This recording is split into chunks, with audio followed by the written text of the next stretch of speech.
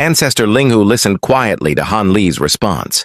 His frown lingered for a moment as he raised his teacup and took a measured sip. "Fellow Taoist Han," he began, his tone calm. "This is clear to me, yet I am unlike you. I've spent over 1,000 years overseeing Yellow Maple Valley, and I've grown deeply attached to it.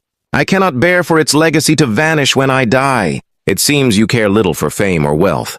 However, if you were willing to succeed me as the Grand Elder of Yellow Maple Valley, I would willingly leave all my personal treasures to you, things I've collected over countless years. They would greatly aid your cultivation in the future." Han Li's eyes narrowed in mild surprise. "You would leave your inheritance to me? If I recall correctly, you have disciples of your own." Linghu's smile was cold and unwavering. "Among them, the highest has only reached mid-core formation stage. Leaving my treasures to them would only invite disaster. Even if you refuse, I will not leave the majority of my treasures to the sect." Han Li rubbed his chin thoughtfully. He admitted to himself that the offer was tempting. But accepting the position, as Yellow Maple Valley's elder would embroil him in internal politics among the 6 sects of Yue and the 9 Nations Union. It would take time to settle. And he would also face complications with the Masked Moon sect. Though the title would grant him great authority, it would cost him the freedom he enjoyed as an elder of the Drifting Cloud sect. After a long moment, he shook his head. "Many thanks for your generous offer, but I believe this matter should go no further." Linghu showed no anger, only a trace of helplessness. He sighed and said, "Since you refuse, it seems you do not wish to involve yourself with the 6 sects of Yue. In that case, I have another proposal."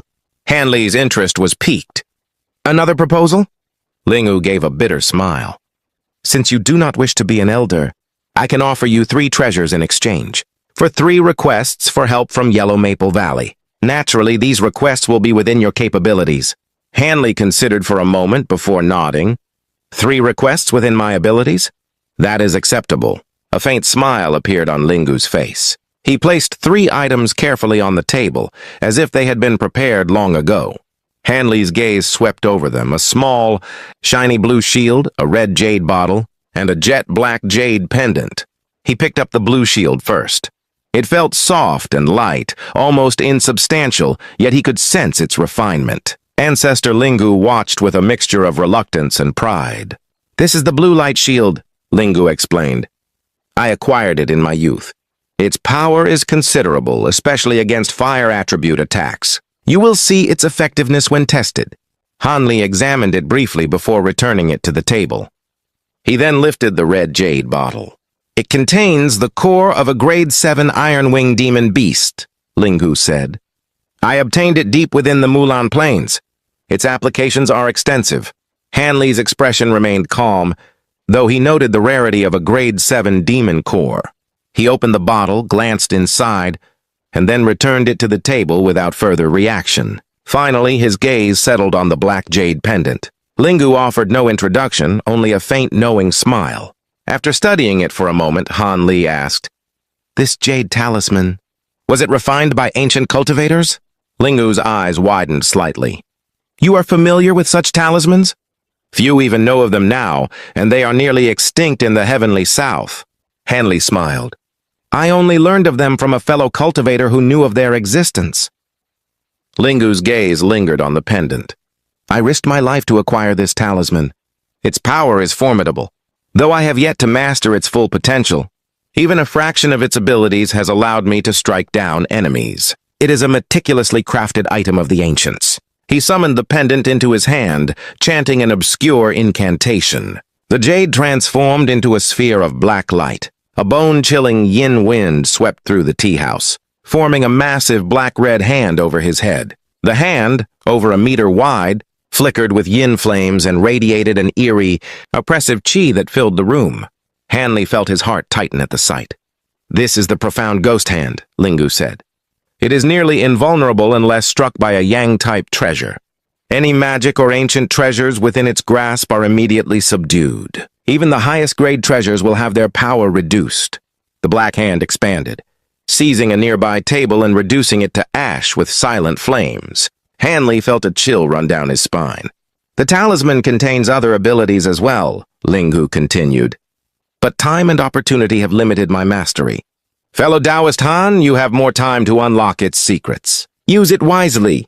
With a gesture, the hand returned to its pendant form. Hanley's interest was clear. Even if the talisman was not as powerful as described, it was an invaluable resource for learning ancient talisman techniques. Once the treasures were presented, Han Li waved his sleeve. The items vanished, replaced by 3 translucent jade discs.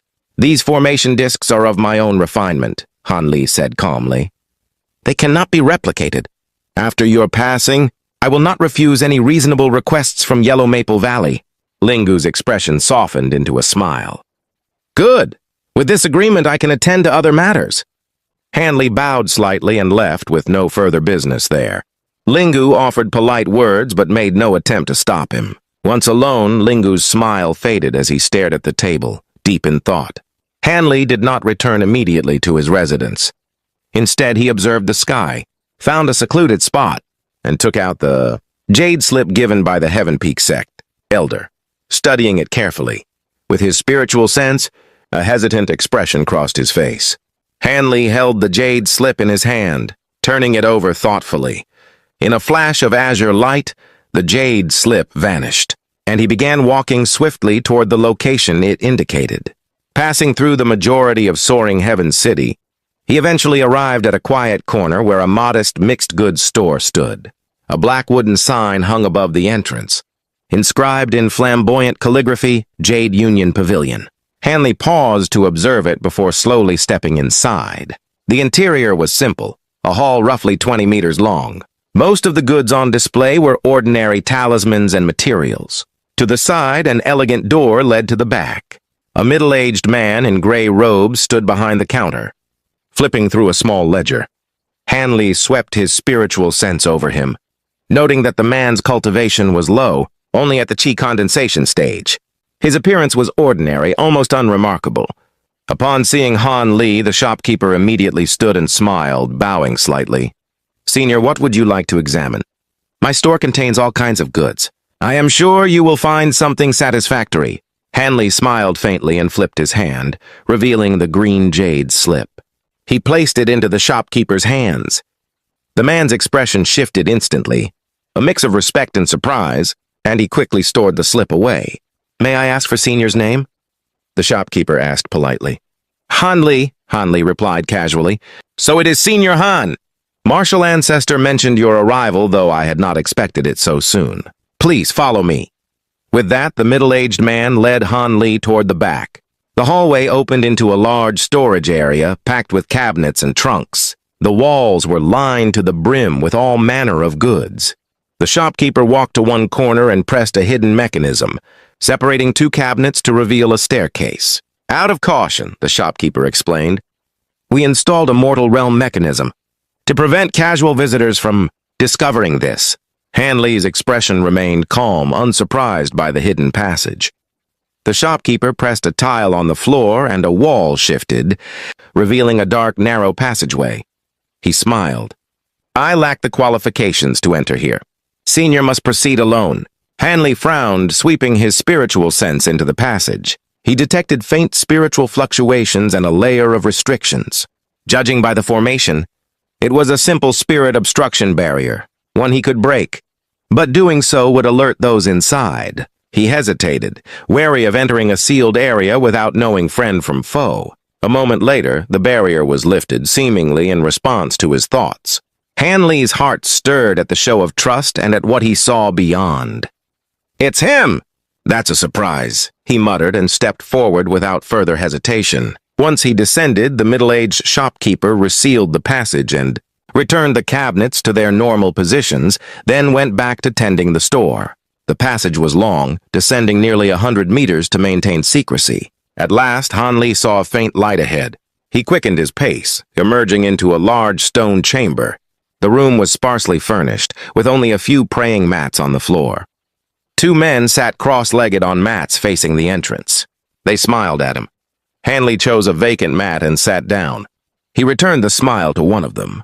"I did not expect fellow Taoists to find me. Truly a surprise." The man in blue robes and a tall crown, Marquis Nanlong, gave a wry smile. "I too found it difficult to escape."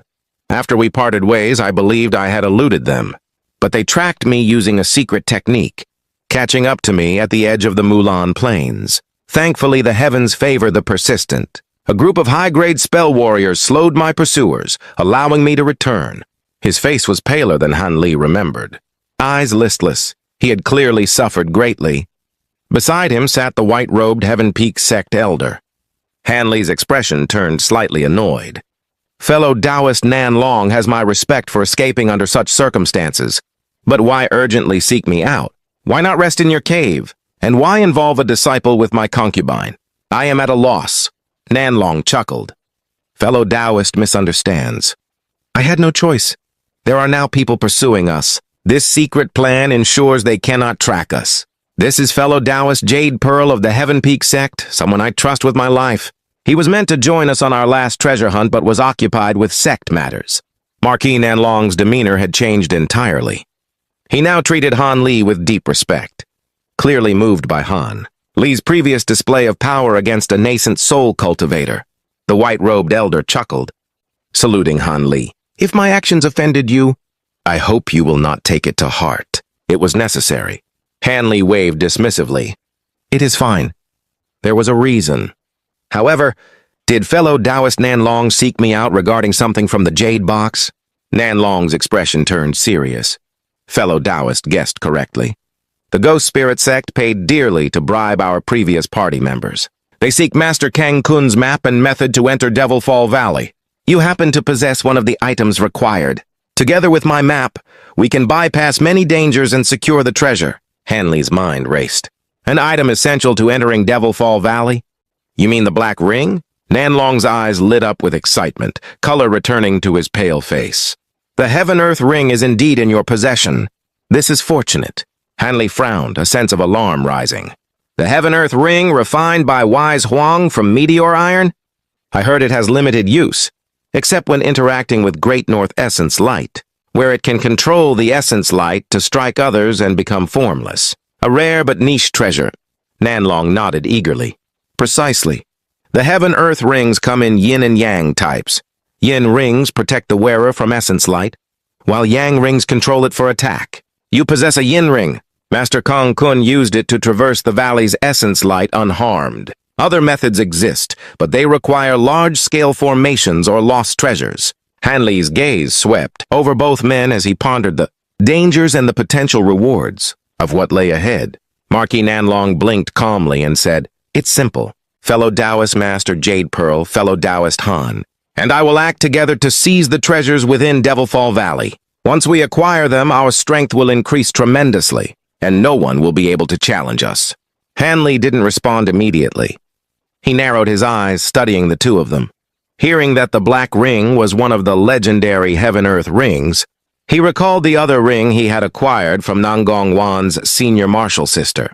If his guess was correct, that was the Yang ring. The coincidence amazed him, and he couldn't help but quietly chuckle to himself at the world's mysterious ways. He sighed, wearing a hesitant expression. From what you've said, fellow Taoist Nan Long, you already have a method to enter Devil Fall Valley. But with the Heaven-Earth ring assisting, what are the chances of leaving alive with treasure? Devil Fall Valley is notorious as the most dangerous place in the Heavenly South. I have no desire to meet my death there and end up as food for some passing beast. The two glanced at each other. Then Marquis Nan Long spoke with a serious tone. Since you ask, I will not conceal anything. According to Master Kang Kun's records, Devil Fall Valley is extremely perilous. Those who are careless risk being absorbed into shifting spatial tiers or trapped by remnants of ancient restrictions. Entering is relatively safe. We have a near certain chance of that. But searching for treasure is another matter. The more dangerous the area, the higher the likelihood of valuable finds. Even Master Kang Kun did not venture deep, only gathering a few treasures near the outskirts. Yet this proves that the valley holds relics from ancient times. Braving these dangers promises tremendous rewards. His voice carried a subtle tone of temptation. Master Jade Pearl added, Of course, if fellow Taoist is truly unwilling to face such danger, you may hand us the ring instead. We could offer some spirit stones in return, but the treasures we seek, ancient cultivator pills, are far more valuable. They can accelerate breakthroughs to mid and late nascent soul stages, perhaps even reveal secrets connected to deity transformation cultivators. Few know what happens beyond deity transformation, whether ascension or some other fate. Would fellow Taoist not wish to uncover the truth? Han Li's eyes flickered with interest. He muttered to himself before saying, "If I understand correctly, you want me to enter Devil Fall Valley for a reason. You already have numerous nascent soul allies and technically don't need me." Their expressions froze, a tinge of embarrassment appearing. Marquis Nanlong pursed his lips and chuckled wryly. "Even if you hadn't pointed it out, I would have mentioned it. Besides spatial tiers and ancient restrictions, some ancient beasts linger. One such creature is the ancient flame toad, thought extinct for ages. Though not intelligent, it has survived countless years. Growing immensely powerful, its scales imbued with otherworldly demon fire. According to Master Cancun, its flames are several times hotter than nascent flames. With the blue ice flames, you used to freeze a nascent soul cultivator. Fellow Taoist should be able to subdue it." Hanley blinked, an odd expression forming. "So the flame toad is blocking your path into the valley?" Master Jade Pearl replied calmly, "Not exactly. The beast guards the remains of an ancient cultivator. The area lacks spatial tiers or restrictions, but the flame toad nests nearby. Master Cancun tried to acquire the remains but retreated after battling the toad. He was poisoned by its flames and nearly perished." Hanley chuckled. "I see now. You want me to handle the ancient flame toad, allowing you to secure the treasure." Marquis Nanlong added with excitement. "Dealing with the toad is far preferable to risking ancient restrictions or spatial tiers. With a proper strategy, your ice flames will make the task manageable. You won't even need to kill the beast. Only divert its attention while we retrieve the ancient cultivator's storage pouch. Once obtained, we can disengage." Hanley smirked. "So it's safer to deal with the flame toad once inside, rather than venturing into other parts of Devil Fall Valley." Marquis Nanlong nodded. "If luck favors us, the treasures in the storage pouch will justify the risk." Han Li's smile turned mysterious. "Even so, the Heaven Peak sect could assist. They likely have other ice attribute cultivators. 3 of us alone is not the only option." Nanlong sighed, a faint glint appearing in his otherwise listless eyes. "Fellow Taoist, Han underestimates the Great North Essence light. Even with the Heaven-Earth ring, it can only shield 3 of us. A 4th is impossible. Trusting outsiders is not easy, especially after the Ghost Spirit Sect incident." Hanley merely smiled, revealing no surprise. "It seems Brother Nanlong trusts me greatly. I am honored." Master Jade Pearl took a breath and asked, "Fellow Taoist Han, we've settled our other affairs. Will you give us your answer?" Hanley skirted the question.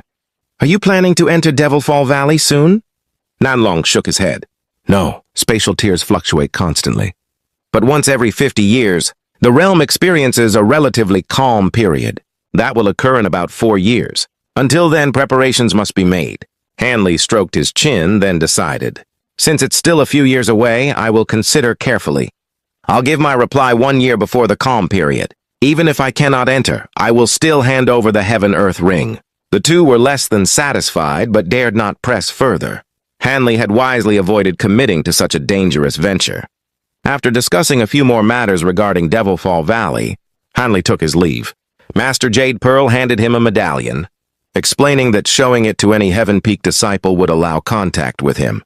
Hanley accepted it without hesitation and departed the stone chamber. Returning to the street-level store, he bowed respectfully to the shopkeeper and continued on his way. He knew the two would likely relocate soon, especially given Nanlong's injuries. Even a few years of recovery might cost him a full cultivation level. Shaking his head, Hanley put the matter aside. The Devil Fall Valley expedition was still far off, but the immediate threat of the Mulan spell warriors was approaching.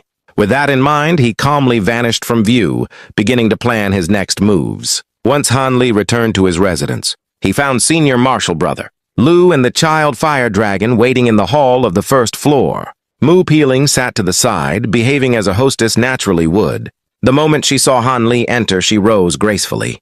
"My lord, Senior Lu and Senior Lan have been waiting for you." "Did something happen?" Hanley offered her a rare smile. "It's nothing. You can go upstairs and rest. I'll be having a proper chat with my 2 senior marshal brothers." "Yes, my lord." Mu Peeling gave a charming curtsy and ascended the stairs. Hanley watched her go, pleased with her intelligence, though thoughts of Nangong Wan brought a faint sigh to his lips. Luluo, noticing Hanley's unusually bright mood, teased, "What? Does Junior Marshal Brother Han finally have a desire for children?" Hanley chuckled and sat beside the two. "Senior Marshal Brother jests. Since you're here, it must be regarding the treaties meeting earlier today." Lulo nodded slowly. Junior Marshal Brother guessed correctly. "It's about the Mulan invasion. We've informed the other sects in the alliance, and the matter has spread among the city's allied cultivators. Most are willing to send reinforcements. Acknowledging that hiding won't solve the problem, they're prepared to support the Nine Nations Union in resisting the Mulan vanguard. Of course, these nascent soul cultivators will require substantial spirit stones as compensation. The Nine Nations Union will surely be willing to pay. The Mulan are formidable, but the Union bears the brunt of the invasion." Hanley nodded thoughtfully. "If that's the case, what is there to discuss? I may have reached the nascent soul stage only a few years ago, but I am still capable of fighting the enemy." The child fire dragon spoke, his expression solemn. "Fellow Taoist might not know that a group of righteous and devil Tao cultivators visited and conveyed certain matters. I believe it is reasonable to tell you." Hanley blinked a few times, a mysterious smile forming. "What did they say?" "Don't tell me they claim the Nine Nations Union is trying to weaken the other three powers." Lulo gave a wry smile. "Junior Marshal Brother Han is indeed perceptive. You guessed correctly. The Union may try to ally with one or two parties to strike the others, but our Heavenly Tao Alliance will not allow this. The cultivation world would become unstable after the Mulan retreat. We cannot let them upset the balance of power." Hanley smirked. "Oh, you mean—" the child fire dragon continued. "It's simple. Although the three superpowers will temporarily follow the Nine Nations Union, we will not allow them to weaken anyone. After discussions with the devilish and righteous Tao, we decided on further negotiations tomorrow in the official hall. At the very least, the Union must send their elders into battle alongside ours, instead of covertly undermining our nascent soul cultivators.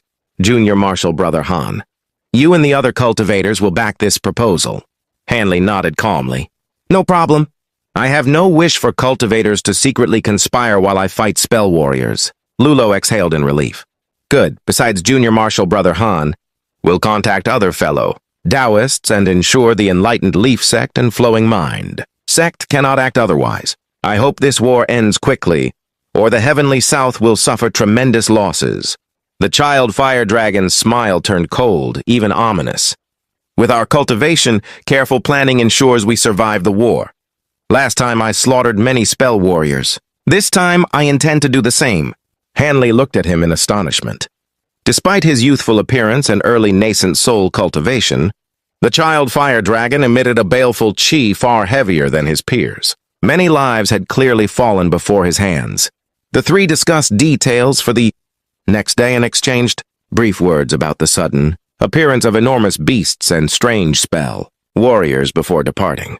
As they left, Lulo hesitated, then asked, "Junior Marshal Brother, did anything occur in your meeting with your old acquaintance?" His gaze lingered on Han Li, hoping to read his expression.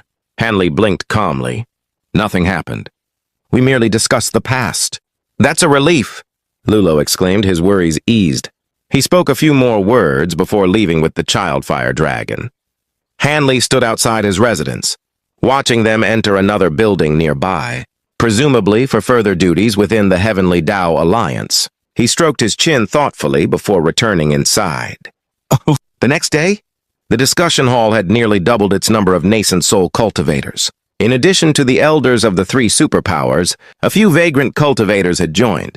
The sudden increase caught the Flowing Mind sects Lady Qi and the Enlightened. Leaf sects Kunpeng off guard.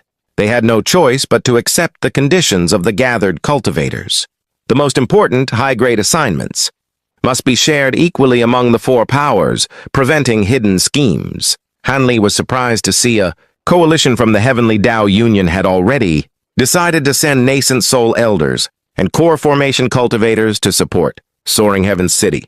In the meantime, Lulo and the other present cultivators would delay the Mulan invasion. To be fair, those gaining vast merits in battle would be allowed to return to their sects once reinforcements arrived, without being required to continue fighting. Meanwhile, all cultivators, including Han Li, the child fire dragon, and Lu Luo, were assigned duties to support the front line. Han Li and 2 other nascent soul cultivators led 8-core formation, cultivators to a strategic location on the state of Yu's border. This point was one of many crucial locations the Mulan would target. If left uncaptured, the Mulan could not hold territory safely. The 9 Nations Union lacked the strength for a decisive battle. They relied on favorable conditions and carefully placed formations to delay the Mulan spell warriors, who could otherwise reach Soaring Heaven City in just a month. At the strategic location, only 1 nascent soul from the 9 Nations Union was present among the high-grade cultivators. In past invasions, a single nascent soul, supported by restrictions and spell formations, could hold off many spell warriors. Now it was far from sufficient. Other nascent soul cultivators present included Old Man Ma from the Righteous Dao's Grand Pavilion, a lean, healthy-looking elder, and Gu Shuangpu from the Controlling Spirit sect, dressed in green robes. Gu Shuangpu carried a single spirit beast pouch, yet the faint qi he radiated was extraordinary. Both cultivated at the early nascent soul stage like Han Li. Aware that the spell warrior's main army would soon attack, the 3 nascent soul cultivators decided to leave the core formation cultivators behind temporarily, racing ahead to secure the spell formation. On the way, Old Man Ma proved entertaining, chatting humorously as if they were on a leisurely journey rather than marching to battle. Gu Shuangpu, in contrast, remained silent, his expression sullen. Han Li, smiling, spoke with Old Man Ma, leaving both with a refined impression. The 2 underestimated Han Li, seeing him as a newly ascended nascent soul. Nearly half a month later, deep within the Yellow Dragon Mountains of Li Prefecture in the state of Yu, a large, bald, middle-aged man paced nervously inside a jade hall built atop one of the peaks. His heavy footsteps echoed softly across the polished floor as his brow furrowed in unease. After several rounds, he finally sat on a straw chair, picked up a cup of tea from the table, and took a slow sip in an effort to steady his restless heart. But his brief calm was shattered when a streak of red light flashed into the hall, circling the air like a blazing comet. The man's expression instantly hardened. He raised his hand and beckoned, drawing the red light into his palm. The moment it landed, it burst into bright flames. He closed his eyes, sinking his spiritual sense into the fiery message. A moment later, his face darkened. The tension in the hall grew heavy, and after a long silence, his expression turned grim. Without a word, he pulled out a small azure bell from his storage pouch and lightly struck it with his finger. A clear, melodious chime rang out, its sound carrying through the air and echoing endlessly. Soon, the ringing spread across the entire Yellow Dragon Mountain range. In response, the jade halls on other peaks began to shimmer with radiant colors, as if the mountains themselves had awakened. Cultivators dressed in robes of various sects rushed out from their dwellings and took to the skies in practiced formation. A thick green mist soon rolled over the peaks, spreading for dozens of kilometers and cloaking the mountain range in a sea of eerie, dark green fog. Not long after, 4 figures entered the hall, 3 men and 1 woman, all radiating the aura of core formation cultivators. 2 of the men appeared around 30 years old and bore a strong resemblance to each other. Clearly brothers. Another was a middle-aged Taoist with a horsetail whisk, whose calm yet gallant demeanor contrasted his serious expression. The last was a young woman with a petite frame and an exceptionally beautiful face, her eyes filled with quiet apprehension. They stood before the bald man in solemn silence. The woman finally broke it, her tone uneasy. "Senior Lu, could it really be true that a spell warrior army has arrived already? Last we heard, only a small squadron was approaching. And what of Senior Bu? Surely the Heavenwind Storm formation hasn't fallen under his watch in just a week. This must be some misunderstanding, right?" The bald man's expression hardened, and he let out a cold laugh. "A misunderstanding? I would have thought so too if the message hadn't come directly from Hunchback Bu himself. He reported that he's been gravely injured and is retreating here with a few survivors. The Heavenwind Storm formation has been destroyed. We'll have to hold the line alone. There will be no reinforcements." The 4 cultivators exchanged bitter looks. Their hearts sank, but they nodded in grim acknowledgement. The large man began issuing orders, instructing each of them on how to prepare for the coming siege. But before he could finish, another streak of red light darted through the air and flew into the hall. The cultivators froze in surprise. The bald man immediately extended his hand, catching the sound transmission talisman. It flared to life and burned away, transmitting its message into his mind. His face shifted from shock to confusion and then, unexpectedly, to relief. The female cultivator quickly asked, "Senior Lu, what's happened? Have the spell warriors arrived already?" The others tensed, awaiting his answer. The man's lips curved into a restrained smile as he replied, "No, quite the opposite. Reinforcements have come. 3 nascent soul cultivators are waiting outside the grand formation. Go quickly and welcome them in." Joy replaced fear in their eyes. The 4 cultivators bowed deeply, then hurried out of the hall. High above the green mist, 3 silhouettes hovered. Han Li and his 2 nascent soul companions, Old Man Ma and Gu Shuangpu. They floated silently, studying the formation that blanketed the mountains. The vast sea of green mist shimmered faintly, radiating a mysterious pressure that made even seasoned cultivators wary. Hanley clasped his hands behind his back as a faint blue light flickered in his eyes, allowing him to peer into the formation's layers. His gaze turned contemplative. Old Man Ma and Gu Shuangpu remained still, one looking toward the distant horizon, the other studying a patch of mist with deep interest. Moments later, flashes of white light broke through the mist, and a wide passage opened before them. 4 figures emerged from it. The core formation, cultivators who had just received their orders. The Taoist among them respectfully bowed. "We juniors pay our respects to the honored seniors. May we know your esteemed names?"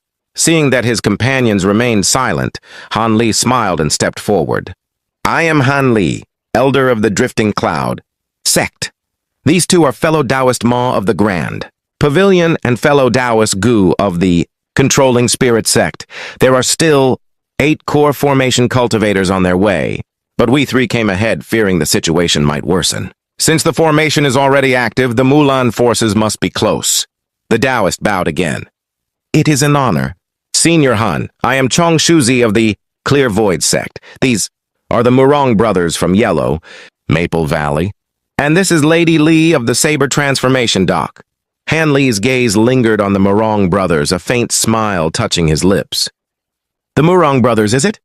How is your senior martial sister Ni these days?" The 2 brothers exchanged surprised glances, then smiled. "Senior knows senior martial sister Ni? We haven't seen her in years since being stationed here." Hanley chuckled softly. "Yes, I met her not long ago. I can't blame you for not recognizing me. Back then, I was just another face among many." The 2 stiffened, realization dawning slowly as they studied him. He did seem familiar, but they couldn't quite place him. Hanley waved the moment aside with an easy tone. No matter. We can speak later. For now, shall we head inside?" Chong Shuzi nodded quickly. "Of course. Please follow us. Senior Lu awaits in the main hall." They guided the 3 nascent soul cultivators through the mist. As soon as they passed, the thick green fog sealed the passage behind them once more. Inside the Jade Hall, the bald man, Senior Lu, stood waiting. His face brightened as soon as he saw them. "Welcome, fellow Taoists. So it's you, Brother Ma, and you, fellow Taoist Gu, and this young man must be—" His gaze settled curiously on Han Li. Old Man Ma laughed. "It's no wonder you don't recognize him. Brother Lu. This is fellow Taoist Han. He formed his nascent soul only a few years ago. His potential is boundless." A flicker of disappointment crossed the bald man's eyes, but it quickly faded into gratitude. "Ah, a newly ascended fellow Taoist. No wonder I haven't met you before. Regardless, we're deeply thankful for your aid. Without your arrival, our defenses might not have lasted much longer."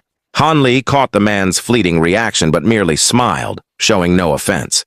After brief greetings, Senior Lu moved on to discuss the dire circumstances they faced and the steps they would take to prepare for the inevitable confrontation ahead.